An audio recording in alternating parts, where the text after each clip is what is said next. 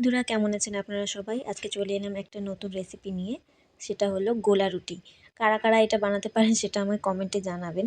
আর আমি এটাতে ময়দা ব্যবহার করেছি আর অল্প পরিমাণে নুন, অল্প পরিমাণ চিনি দিয়ে ভালো করে ওটাকে জল দিয়ে ফাটিয়ে তারপরে গোলা রুটিটা করেছি। এইটা দেখতে পাচ্ছেন, এটা আমার মেয়ের জন্য একটা রান্না করছি, যেটা বলা হয় প্যানকেক।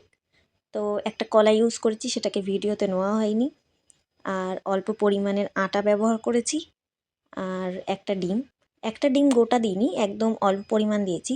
সেটা আপনারা ভিডিও লাস্টে বুঝতেই পারবেন, একদমই অল্প। আর ভালো করে ফাটিয়ে নেওয়ার পরে এই দেখুন আমার গোলা রুটিটাও রেডি। এদিকে একটু ভয়েস রেকর্ডিংটা একটু অসুবিধা হচ্ছে, যার কারণে বলাটা খুব প্রবলেম হচ্ছে।